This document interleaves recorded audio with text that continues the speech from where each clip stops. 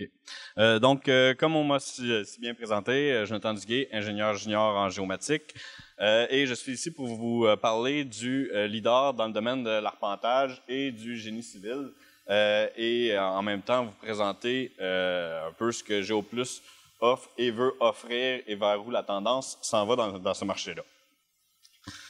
Donc, brièvement, on va voir aujourd'hui les utilités du LIDAR.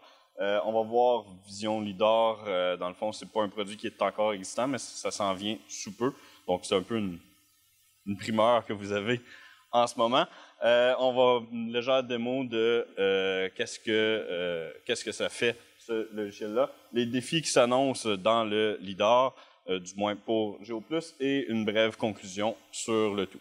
Après ça, on pourra avoir une période de questions. Si vous avez des questions, n'hésitez pas à les garder pour la fin. Question que je ne prenne pas trop de temps sur les autres présentations.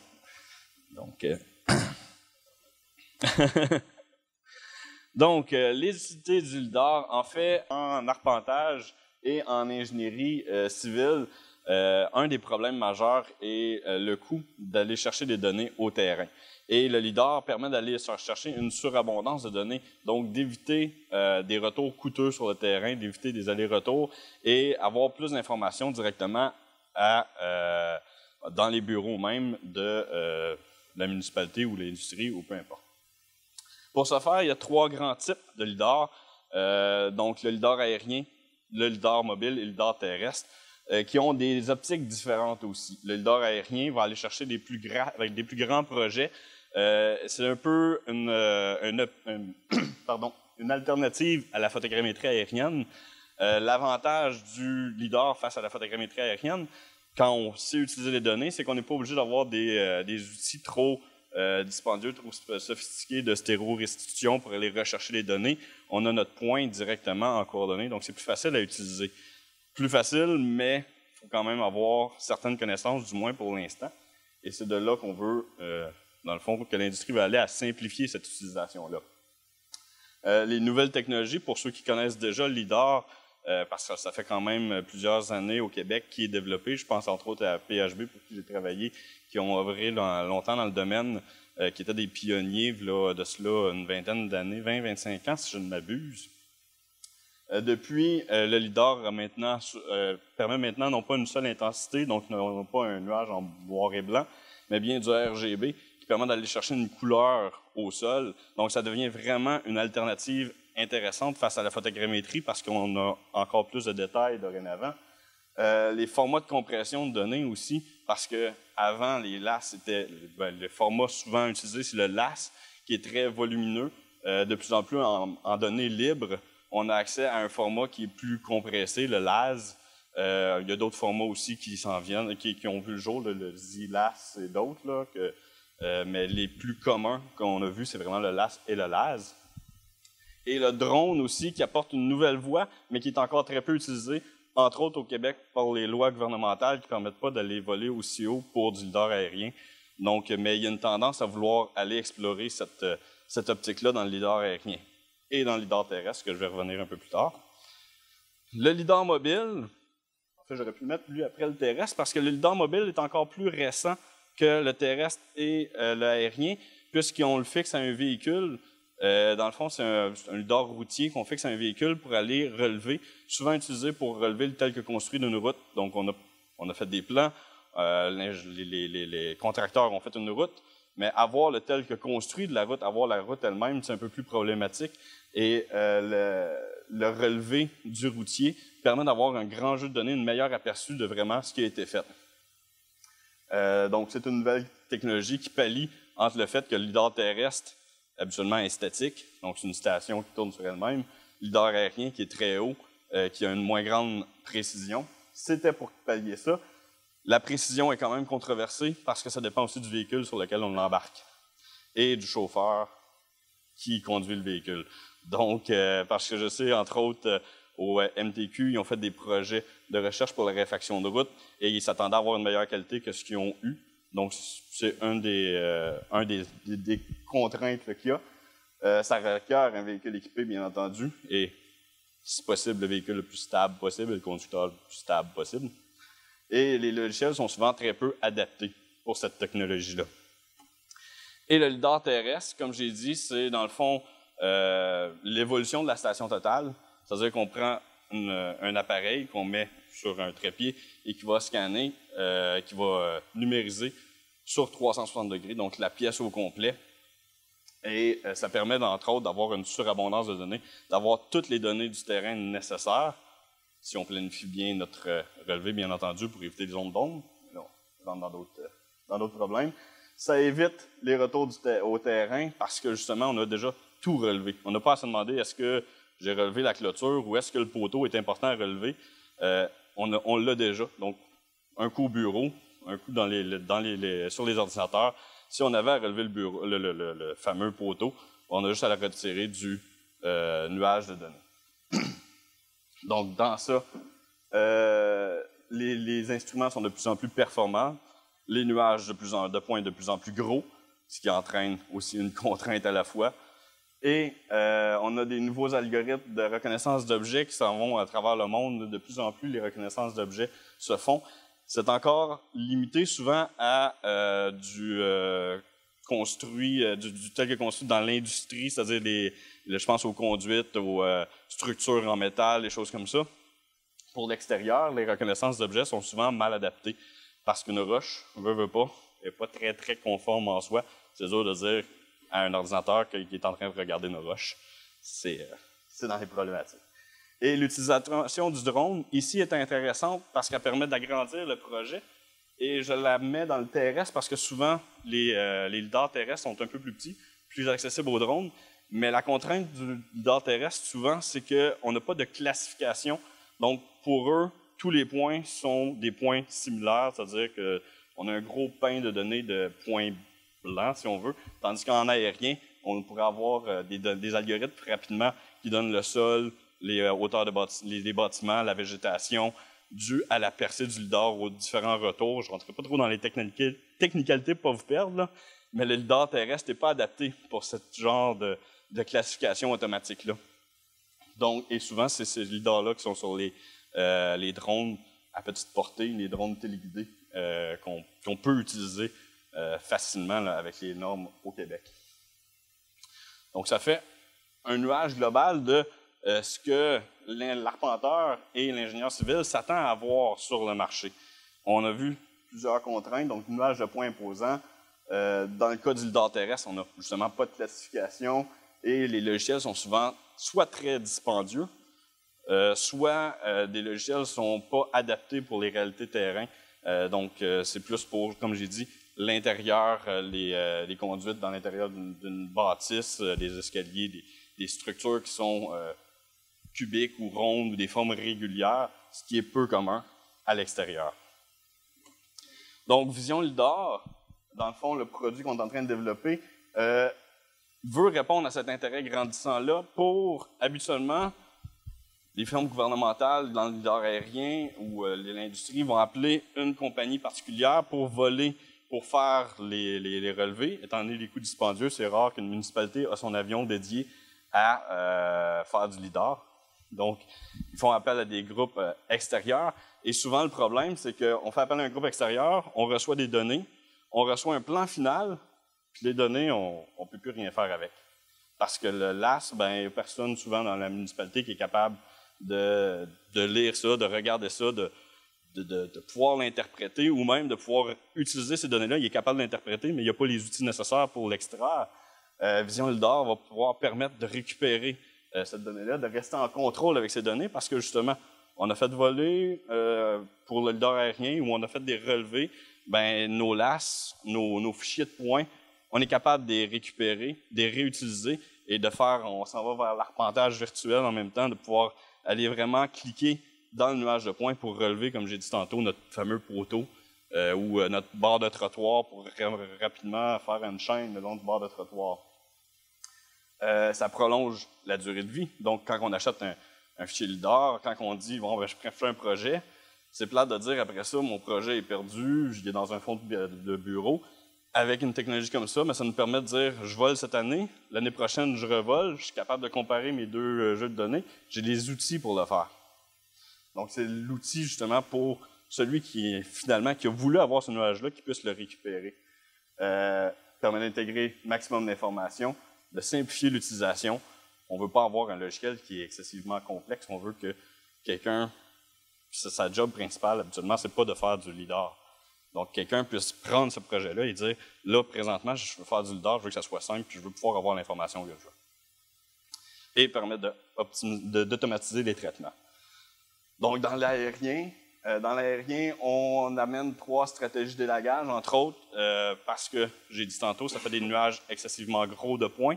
Et souvent, dans l'industrie, je pense à la majorité des CAD, quand on importe des données, ils disent « Ah oui, on importe du données LiDAR, du LAS. » Tu importes les données, mais tu n'as aucune idée des points qu'il a gardés. Tu sais qu'il te donne des courbes de niveau, mais tu n'as aucun contrôle sur ces courbes de niveau-là. Il faut que tu le prennes tel quel, il faut que tu l'ajustes. Nous, on a des stratégies d'élagage qui permettent de dire regarde, on va garder tes points que tu désires, selon la stratégie que tu choisis. Donc, tu es plus en contrôle des points que tu gardes, donc tu es plus en contrôle du terrain que tu gardes. On a des filtres par classe pour voir juste les classes qui sont désirées, comme bâtiment ou sol, extraction de contours de bâtisse, extraction de lignes de discontinuité. Le LiDAR mobile, étant donné, je vous ai parlé du MTQ tantôt, on avait des projets en partenariat avec le MTQ, donc on est capable d'extraire des alignements avec les lignes de peinture pour aller chercher l'alignement central d'une ligne de route, par exemple, de simplifier le tout. Donc des simplifications et on peut extraire une surface pour calculer justement le tel que construit, comme j'en parlais tantôt. Et le LiDAR terrestre, ma présentation présentement, le petit démo que je vais vous faire jouer va être principalement sur le LiDAR terrestre, parce que mobile et aérien, j'en ai déjà parlé à l'université à l'automne dans un midi en bonne compagnie. Il y a un lien sur Internet, si vous voulez, on pourra vous le partager pour ça. Mais le LiDAR terrestre va permettre de traiter plus d'1 milliard de points, de voir et de traiter plus d'1 milliard de points, donc ce qui est souvent une limite dans vos outils habituels. On a des algorithmes de classification, ce qui est un peu unique présentement pour le terrestre, c'est-à-dire qu'on amène la technologie LAS au terrestre pour aller chercher justement la classification. Donc, au lieu de dire mon nuage de points, je veux juste avoir le sol, puis là, on se retrouve juste avec le nuage de points du sol, on n'a plus les autres informations, on va pouvoir, avec des algorithmes, dire ça, c'est un édifice, je veux le conserver, mais mes traitements de sol, je ne veux pas les avoir dedans, mais j'ai encore l'information. Donc, le fait de classifier notre nuage de points nous amène une meilleure utilité de ces données-là. Et comme j'ai parlé tantôt, l'arpentage virtuel. Donc, je vais vous montrer la petite démo du logiciel tel qu'il est présentement. Donc, visualisation d'1 milliard de points, c'est en temps réel, c'est-à-dire que je me suis juste filmé en train de faire la routine. Donc, on voit ici, plus on approche du détail, plus le détail devient précis, mais ça nous permet d'avoir quand même une navigation assez fluide à l'intérieur. Donc, et en passant, ce nuage-là, officiellement, je ne sais pas d'où c'est. Okay? Ça atterrit sur mon bureau. Fait que je ne sais pas, c'est une belle église, c'est tout ce que je sais. Pour ceux qui se posent des questions. Donc ça leur permet de visualiser plus d'1 milliard de points de façon assez fluide, comme vous l'avez vu. Permet aussi de voir notre nuage de points soit en RGB, parce que le LiDAR terrestre associe souvent ces points en RGB, en intensité, comme vous le voyez ici, donc le retour du LiDAR, ou en classification. Et là, la classification, ici, j'avais déjà fait gris, orange, je fais juste changer les couleurs ici pour une meilleure visualisation. C'est des algorithmes automatiques qui m'ont permis d'aller chercher cette classification-là. Donc, ça vous donne un aperçu. Là, je vais transformer les édifices en bleu et le sol en beige pour une meilleure vue de tout ça, avec quelques petits arbres en vert comme ça ici. Donc ça, la classification qui a été faite là-dessus est une classification relativement automatique, juste une certaine végétation que j'ai faite autrement, mais on va le voir tantôt parce que je vais faire disparaître une petite auto. En fait, on permet aussi de manipuler le nuage de données, comme je disais tantôt, pour reclassifier ou supprimer les points ou même les extraire dans un autre fichier. Et par exemple, l'auto qui est là, si je veux la faire disparaître, je vais tout simplement sélectionner autour de l'auto et ça va être un nuage de points que je vais extraire va être beaucoup plus facile à manipuler parce qu'après ça, quand on veut supprimer les données, ben, on a juste le petit nuage de points que je vais appeler auto 1, non pas long, attendez, auto 1. OK. Et on voit ce fameux petit USV-là ici, VUS, que je peux faire supprimer d'un peu la même méthode, c'est-à-dire que je vais sélectionner mes points ici, au-dessus du sol. Et là, plus on prend son temps et on est précis, meilleur notre résultat est. Plus on y va vite, comme j'ai fait là pour les besoins de la démo, c'est sûr qu'on peut perdre un peu de précision. J'ai passé rapidement, mais on avait vu que je pouvais supprimer, reclassifier ou réenvoyer dans une autre vue, mais bon, on perd un peu le principe. Et là, je l'ai remis dans mon fichier initial et on voit ici l'auto a disparu. Bien entendu, l'ombre ne disparaît pas parce que cette information-là est conservée dans la clarté du LAS, le RGB relié au LAS. On est en train de développer des algorithmes de classification automatique et de détection automatique. Donc, en ce moment, on a pour le sol, les édifices, la végétation, du bruit pour l'élimination de bruit. Et on a commencé un petit peu, désolé pour si c'est en anglais, c'est juste une petite technicalité qui est encore bêta, donc qui n'est pas encore tout dans les... Mais on va le faire en français, ne vous inquiétez pas pour ça, on répond toujours aux normes. Donc, ce que ça fait présentement c'est pour détecter les contours verticaux, les contours horizontaux, c'est-à-dire donc dans le but présentement d'aller chercher les trottoirs. Donc, je donne ici 2 points le long des trottoirs. Il va me faire plusieurs points sur le haut et sur le bas du trottoir à tous les 50 cm en ce moment. Et tantôt, je parlais d'arpentage virtuel, vous avez vu les points. Mais ces points-là peuvent être enregistrés dans nos bases de données. S'il y en a qui connaissent déjà GeoPlus, connaissent peut-être nos produits Vision Plus, Vision Civil, ben ces points-là peuvent être après ça lus par nos autres logiciels, amenés dans des cadres, dans le cadre que vous voulez.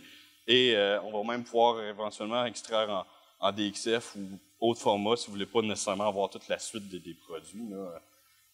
On ne veut pas être non plus restrictif, on veut accommoder le marché. Donc dans ce cas-ci ici, arpentage virtuel, c'est que je m'en vais cliquer des points directement et il va aller chercher les points LIDAR pour aller me donner des points automatiquement que je peux chaîner. Donc si vous êtes habitué avec le terrain, là, avec les processus au terrain, processus de chaînage très utilisé au MTQ, ben, on peut faire ça. Donc ça nous permet de faire du terrain, mais dans les conforts du bureau. Donc en plein hiver, quand le monde ne veut plus ressortir, ils ont juste à ressortir les anciens LAS, puis bonifier leur cartographie, et ils n'ont pas à aller dehors avec 4 soutes de neige, puis se geler les mains sur les stations totales pour aller relever leurs points. Donc, de plus en plus, l'arpentage veut s'en aller vers là, avec la numérisation des greffes, la virtualisation, etc. Et on a aussi des petits outils de distance qui vont permettre de faire des calculs automatiquement sur notre nuage de points. Donc, on veut savoir si l'espacement est correct pour un futur abribus, par exemple. On peut le mesurer directement sur le LAS. On peut ressortir le LAS de l'année passée. On sait qu'il n'y a pas eu de travaux dans ce coin-là. Pas besoin de retourner sur le terrain. On revient chercher notre LIDAR, on mesure directement et on a notre information. Est-ce qu'on peut, oui ou non, mettre notre fameux abribus? Donc, ça fait le tour du logiciel. Les défis qui s'annoncent à nous, en ce moment, on est en train de faire un partenariat avec l'Université Laval parce que, comme j'ai dit, il y a plusieurs algorithmes de reconnaissance d'objets qui existent dans le monde. On ne veut pas réinventer la roue, mais on aimerait ça avoir le plus possible de ces informations-là dans notre logiciel pour que tout le monde puisse l'avoir facilement. Donc, on est en partenariat avec l'Université Laval pour avoir des meilleurs algorithmes d'automatisation et de reconnaissance d'objets pour nos produits. On veut aussi établir une stratégie pour imbriquer plusieurs fichiers LIDAR ensemble. Les gros logiciels le font avec des stratégies plus imposantes. On veut essayer d'avoir une stratégie simple, efficace, que tout le monde qui veut voir l'information, qui veut gérer, avec une certaine connaissance, bien entendu, là, mais on veut essayer d'avoir ça le plus accessible possible, sans avoir à débourser des fortunes pour un logiciel monstre qui va traiter de tout et de tout. Donc, mais pour rapidement pouvoir combiner nos fichiers ensemble Et on va avoir on a déjà des algorithmes de calcul complexes de volume. Je parle par là des porte-à-faux, des choses comme ça. Ceux qui sont habitués en arpentage le savent peut-être. Calculer un volume d'une carrière avec des porte-à-faux, c'est l'enfer. On a déjà des algorithmes de calcul complexes, mais le calcul complexe, présentement, ne gère pas le remblai-déblai. Et donc, une de nos stratégies, c'est pour essayer de comparer deux fichiers LIDAR de 2 années différentes ensemble. D'une carrière, c'est le fun, une carrière, on peut savoir combien de terre est parti à chaque année. Mais ceux qui creusent n'ont pas tendance à tout laisser derrière propre comme c'était avant. Donc, on a des boutons, des choses comme ça, un calcul de volume standard, complexe, ne distingue pas qu'est-ce qui est de l'année passée et qu'est-ce qui est de cette année. Donc, on veut bonifier nos calculs pour avoir des solutions vraiment plus précises à donner, parce que quand on parle de LIDAR, absolument, on cherche une précision. Donc, ça, si on veut boucler la roue et garder cette précision-là, on n'a pas le choix de s'en aller vers ces informations-là. Donc, en conclusion, en conclusion, le LIDAR devient de plus en plus présent, de plus en plus accessible et de plus en plus couru par les arpenteurs, les ingénieurs civils, parce que, comme toutes les raisons que j'ai mentionnées, et les outils et les connaissances manquent souvent en utilisation. On cherche, comme je l'ai dit, la grande précision. On va avoir le plus grand nuage de points, le plus nombreux points possible. Mais en fait, souvent, on a juste besoin de certains points d'intérêt. Et quand on amène tous ces fichiers-là ensemble, on se retrouve à avoir aucun appareil qui est capable de solutionner nos problèmes parce qu'on se retrouve avec des terabytes d'informations. En fait, on veut développer les outils qui vont permettre, dans ces terabytes-là, d'aller chercher l'information que vous voulez et de pouvoir l'utiliser facilement. Et donc, GeoPlus devient un incontournable du LIDAR pour les arpenteurs, les ingénieurs civils, tous les professionnels du territoire, parce qu'on veut développer des outils simples, efficaces, rapides. Donc, ça ressemble à ça. Est-ce que vous avez des questions? Oui? Ça dépend des appareils. Le nuage que vous avez... en fait, pour permettre l'arpentage virtuel, je te dirais, idéalement, tu cherches à avoir les points... Tu cherches habituellement une précision aux 3 cm. Donc, c'est sûr que ton nuage de points... Le nuage de points que j'ai montré tantôt dans la vidéo avait 222 millions de points. C'est un petit nuage. On parle habituellement de milliards de points. Habituellement, on cherche, si on veut une précision assez haute, on va chercher une densité quand même intéressante. Donc, c'est sûr que si on va en haut du décimètre entre les points, on n'a rien de pertinent, là. Donc, on cherche habituellement un point aux 2-3 cm idéalement. Dans celui que j'avais, c'est encore plus haut que ça, mais les appareils, habituellement, vont donner, de plus en plus, donnent cette précision-là amplement, là. Donc, ce n'est pas un souci dans l'industrie. Je ne connais pas tous les specs de toutes les LIDAR. Désolé, il y a plusieurs compagnies, là, mais de ce que j'ai vu des nuages, tous les nuages de points sont propices à faire l'arpentage virtuel quand ils sont bien utilisés, là. D'autres questions? Oui?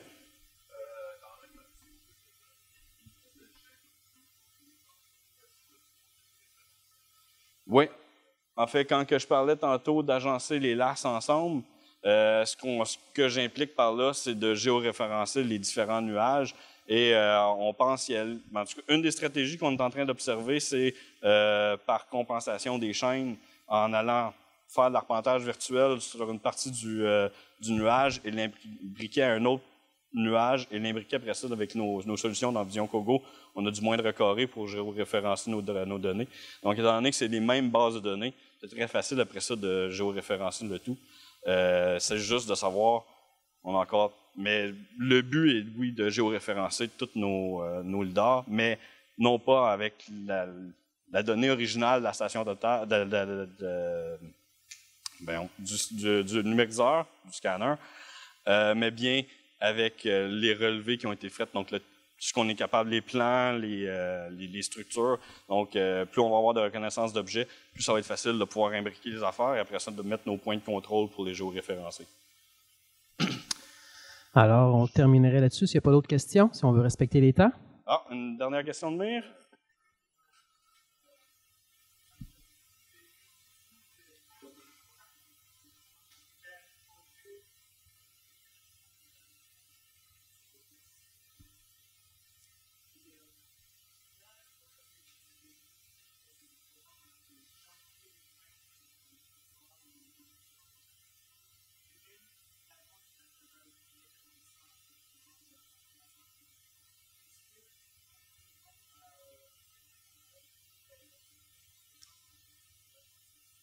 C'est encore un peu préliminaire pour pouvoir te répondre oui. Ce que je veux te répondre, c'est ce qu'on espère, c'est ce qu'on veut tendre. La reconnaissance d'objets automatiques, justement pour voir les pentes dans le trottoir, va peut-être, mais là, ça va dépendre de la précision du nuage de points. Il y a beaucoup de facteurs à entrer en ligne de compte, donc c'est dur pour moi de répondre oui, mais c'est ce qu'on souhaite, oui, qu'on puisse avoir la précision nécessaire pour ce genre de travaux-là. Parfait. En même temps, j'aimerais remercier le réseau Convergence dirigé par Meir, qui m'a permis de présenter ici. C'est donc grâce au réseau Convergence que vous me voyez en ce moment. Et je vais... Parfait. Merci beaucoup, M. Duguay. Félicitations pour votre horloge biologique.